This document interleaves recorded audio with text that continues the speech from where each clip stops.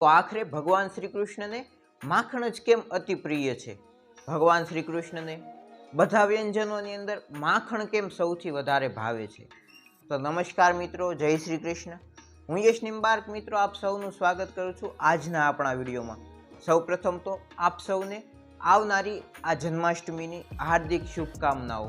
તથા મિત્રો, આજના આપણા વિડીયોમાં હું આપની સમક્ષ ભગવાન શ્રી કૃષ્ણની એક એવી માહિતી રજૂ કરવા જઈ રહ્યો છું કે આપે આજથી પૂર્વે કદાચિત આ વાત વિશે સાંભળ્યું હોય, પણ મિત્રો જો આપે અમારી યુટ્યુબ ચેનલ યશ નિમ્બાર્કને સબસ્ક્રાઇબ ન કરી હોય તો ફટાફટ સબસ્ક્રાઇબ કરીને બેલ આઇકનને ઓલ ઉપર સેટ કરી દો, જેથી આપને આવનારા અમારા હરેક વિડીયોના નોટિફિકેશન મળતા રહે. તથા મિત્રો, જો આપને મારું આજનું આ વિડીયો ગમે તો મારા વિડીયોને લાઇક કરજો અને વધારેમાં વધારે લોકો સુધી શેર કરજો. તથા કોમેન્ટમાં આપ પોતાના પ્રશ્નો પણ પૂછી શકો છો. તો ચાલો શરૂ કરીએ આપણું આજનું આ વિડીયો. ભગવાન શ્રી કૃષ્ણને શું કામ માખણ અતિ પ્રિય છે? તો સૌપ્રથમ તો ભગવાન શ્રી કૃષ્ણ અને માખણનો જે સંબંધ જે છે આપણે આજના વિડીયોમાં જે જોવાનું છે તેની વિશે જાણ્યા પહેલાં આપણે એક વાત જાણવી પડશે કે ભગવાન શ્રી કૃષ્ણનો જે શૃંગાર છે કે ભગવાન શ્રી કૃષ્ણના સ્વરૂપની અંદર જે ભગવાનના આભૂષણથી માંડીને કોઈ પણ ભગવાનના શૃંગારની વસ્તુ છે તે હરેક વસ્તુ હરેક સ્વરૂપનું પોતાનું એક મહત્ત્વ છે, તેનું આધ્યાત્મિક કોઈ કારણ છે. જેમ કે ભગવાન શ્રી કૃષ્ણની માથે મોર મુકુટ જે છે, એટલે કે ભગવાન શ્રી કૃષ્ણ મોરનું પીછું ધારણ કરે છે. તો તે શું કામ કરે છે? તો ભગવાન શ્રી કૃષ્ણ મોરના પીંછાને ધારણ કરીને આપણને એ જણાવે છે કે મોર છે એ નિષ્કામ પક્ષી છે, મોર એ કામ રહિત પક્ષી છે. જેથી ભગવાન શ્રી કૃષ્ણ મોરનું પીછું ધારણ કરીને આપને કહે છે કે પ્રેમ કરો કે કોઈ પણ કાર્ય કરો તો તેમાં નિષ્કામ થઈને કાર્ય કરો. તમારા જીવનની અંદર નિષ્કામતા હોવી જોઈએ. પોતાના જીવનની અંદર કામ વાસના ન આવે તેનું પ્રતીક તરીકે ભગવાન શ્રી કૃષ્ણ આધ્યાત્મિક દ્રષ્ટિકોણથી મોર પીંછને ધારણ કરે છે. એટલે કે મિત્રો, ભગવાન શ્રી કૃષ્ણની હરેક વસ્તુ, ભગવાન શ્રી કૃષ્ણ હોય કે કોઈ અન્ય દેવી દેવતા હોય, તેમની હરેક શૃંગારની વસ્તુથી લઈને કોઈ પણ તેમનું સ્વરૂપ જે છે તે કોઈને કોઈ આધ્યાત્મિક વસ્તુને દર્શાવે છે. તો એવી જ રીતનો સંબંધ ભગવાન શ્રી કૃષ્ણ અને માખણનો છે. તો જો આપણે વાત કરીએ તો ભગવાન શ્રી કૃષ્ણ કે જેમનું નામ જ કૃષ્ણ એટલે કે કાળું છે, શ્યામ છે, કાળો છે, તથા માખણ જે છે એ સફેદ છે. તે પીળાશવાળું હોઈ શકે ઘણી વખત, પરંતુ સરેરાશ રીતે આપણે જો જોઈએ તો માખણનો રંગ જે છે એ સફેદ દર્શાવવામાં આવે છે. તો મિત્રો, આ કૃષ્ણ એટલે કે કાળો અને સફેદ આ બંને વચ્ચેનો સંબંધ દર્શાવતું આધ્યાત્મિક બહુ જ મહત્વનો દ્રષ્ટિકોણ ભગવાન શ્રી કૃષ્ણ આપને આ માખણ સાથેના સંબંધમાં દર્શાવે છે. આપણે સૌ જાણીએ છીએ કે ભગવાન શ્રી કૃષ્ણ પોતે યોગેશ્વર છે, એટલે કે યોગના જે ઈશ્વર છે એવા યોગેશ્વર છે ભગવાન શ્રી કૃષ્ણ. અને મિત્રો, આ જ યોગેશ્વર ભગવાન શ્રી કૃષ્ણ આપણને યોગની અને આધ્યાત્મિક જીવનની વિશે દર્શાવવા માટે થઈને માખણ સાથેનો જે તેમનો સંબંધ છે તેને દર્શાવવામાં આવે છે. કોઈ પણ સિદ્ધ પુરુષ હોય, કોઈ પણ સાધક પુરુષ જે હોય છે, તેઓ જ્યારે ધ્યાન અને સમાધિ સુધી પહોંચવા માગે છે તો તેમને ધ્યાન અને સમાધિ માટેનું એક મહત્ત્વનું એવું મુદ્દો સમજાવતું ભગવાન શ્રી કૃષ્ણ અને માખણનો જે સંબંધ જે છે એ છે.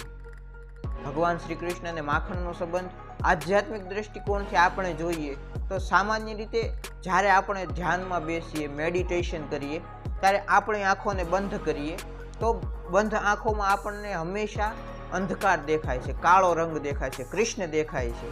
અને એ જ કૃષ્ણ અને માખણનો સંબંધ એ ધ્યાનને તમારા નોર્મલી રીતે મેડિટેશનમાં બેસો ત્યારનો જે આંખો આડોનો અંધકાર છે, આંખો આગળનો અંધકાર છે, ત્યાંથી લઈને તમે સમાધિ સુધી પહોંચો, તેને ભગવાન શ્રી કૃષ્ણના શ્યામ રંગ અને માખણના સફેદ રંગની સાથે સરખાવવામાં આવે છે. માખણને જે તૈયાર કરવાની પદ્ધતિ છે એ આપણે જોઈએ તો સૌપ્રથમ મેળવણ કરવામાં આવે છે કે દહીં જમાવવામાં આવે છે. તો દહીંને જમાવવા માટે થઈને ખાસ કરીને એક મહત્ત્વની પ્રક્રિયા એ છે કે જે દૂધ હોય છે તેને સ્થિર કરવું પડે છે. તો તો મિત્રો જો દૂધ જે છે એ આપણું ચંચળ મન અથવા તો વિચાર છે કે જેની અંદર પાણી ભળી શકે છે, અને દૂધ જે છે એ પાણીને પોતાની અંદર ભેળવી લે છે, એ પોતાની અંદર સમાહિત કરી લે છે, તેને અલગ નથી તરાવતું. તેવી જ રીતે આપણું જે મન છે, ચંચળ મન છે, અથવા તો આપણા જે વિચારો છે તે આ સંસારની માયાની અંદર ભળી જાય છે, સંસારની માયાને પોતાની અંદર ભેળવી લે છે, પરંતુ તે માયાથી અલગ નથી રહેતું. એવી જ રીતે જ્યારે એ દૂધને સ્થિર કરવામાં આવે અને સ્થિર થઈને તે દહીં થાય અને તેને વલોવીને તેની અંદરથી માખણ નીકળે છે, એવી જ રીતે આપણા જે વિચાર છે, ચંચળ મન છે, તેને જ્યારે સ્થિર કરવામાં આવે ધ્યાન કરીને, તો ધ્યાનમાં બેસી ત્યારે કૃષ્ણ દેખાય, કાળું દેખાય, અને એ જ ધ્યાનની મદદથી, કૃષ્ણની મદદથી જ્યારે આપણું મન, આપણા વિચારો સ્થિર થશે ત્યારે તેમાંથી દહીં બનશે, અને એ દહીં સ્થિર વિચાર હશે. અહમ બ્રહ્માસ્મિનો વિચાર આવે, સહોમનો વિચાર આવે, આ બધા વિચારો એ સ્થિર વિચાર થશે. અને જ્યારે સ્થિર વિચારની અંદર આપણે ધ્યાનની અંદર બેસીએ ત્યારે એ વિચારોનું મંથન કરવામાં આવે છે. આપણું જે મન છે તેનું મંથન કરીએ, આપણા વિચારો જે સ્થિર થાય તેનું મંથન કરીએ, ત્યારે જે સમાધિનો ભાવ અથવા તો સમાધિની જે સ્થિતિ આવે આપણી સમક્ષ, આપણે જે સમાધિ સુધી પહોંચીએ તેને માખણ કહેવામાં આવે છે. અને જેવી રીતે માખણ હોય તેને પાણીની અંદર નાખો અથવા તો માખણની ઉપર પાણી નાખો, તો માખણ છે એ કદી પાણીને પોતાની અંદર સમાહિત નથી કરતું. માખણ અને પાણી બંને અલગ રહેશે. આપ પ્રયોગ કરવો હોય તો કરીને જોઈ શકો છો. આપના ઘરે કોઈ પણ પાણીના ગ્લાસની અંદર, કોઈ પાત્રની અંદર પાણી ભરીને તેની અંદર માખણને નાખવામાં આવે તો માખણ છે એ અલગ તરશે, એ પાણીની ભેગો ભળશે નહીં. એવી જ રીતે જ્યારે તમે પોતાના મનને, પોતાના વિચારોને સ્થિર કરીને તેનું મંથન કરો, અને એ મંથનમાંથી જ્યારે ધ્યાન, સમાધિ કે મેડિટેશનનું માખણ જ્યારે બને, તો એ માખણ જે છે એ આપને આ સંસારની માયામાંથી મુક્ત કરે છે. સંસારની માયા ત્યાર પછી આપના વિચારોની અંદર ભળતી નથી.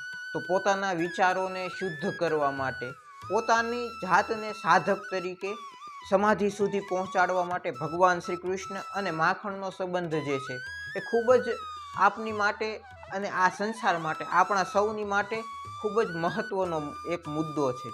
હવે પછી આપણે જ્યારે પણ ભગવાન શ્રી કૃષ્ણને યાદ કરીએ તો તેની સાથે માખણ પણ યાદ આવશે, અને તેની સાથે આપણા આજના વિડીયોમાં જોયેલી આ વાત, ખાસ કરીને ધ્યાન સુધી કઈ રીતે પહોંચવું તેની પદ્ધતિ સમજાવતું ભગવાન શ્રી કૃષ્ણ અને માખણનો જે સંબંધ છે એ પણ જરૂરથી આપને યાદ આવશે. તો મિત્રો, આ હતી આપણી આજની આ વિડીયોની માહિતી. તો આજના વિડીયોમાં આટલું જ. ફરી મળીએ નવા વિડીયોમાં. તો જો આપને આવા વિડીયોમાં ઇન્ટરેસ્ટ હોય તો અમને કોમેન્ટમાં જણાવી શકો છો. વિડીયોને વધારેમાં વધારે લોકો સુધી શેર કરીને, સપોર્ટ કરીને, ચેનલને સપોર્ટ કરીને આપ જણાવી શકો છો કે આપને આવા વિડીયોમાં પણ ઇન્ટરેસ્ટ છે, તો જેથી ભવિષ્યની અંદર પણ હું આપને માટે આવા સરસ માહિતીને લગતા વિડીયો લાવી શકું. તો કોમેન્ટમાં ખાસ જણાવવાનું ન ભૂલતા, અને કોમેન્ટમાં જય શ્રી કૃષ્ણ લખવાનું ન ભૂલતા. આપ સૌને જન્માષ્ટમીની હાર્દિક શુભકામનાઓ. તથા જો મિત્રો આપને મારું આજનો આ વિડીયો ગમ્યું હોય તો અમારા વિડીયોને લાઇક કરીને વધારેમાં વધારે લોકો સુધી શેર કરજો. અને ચેનલને હજુ પણ સબસ્ક્રાઈબ ન કરી હોય તો ફટાફટ સબસ્ક્રાઈબ કરીને બેલ આઇકનને ઓલ ઉપર સેટ કરી દેજો, જેથી આપને આવનારા અમારા હરેક વિડીયોના નોટિફિકેશન મળતા રહે. તો જતાં પહેલાં સૌ કોમેન્ટની અંદર જય શ્રી કૃષ્ણ લખજો, અને ફરી મળીએ નવા વિડીયોમાં. ત્યાં સુધી જય સિયારામ, જય શ્રી કૃષ્ણ.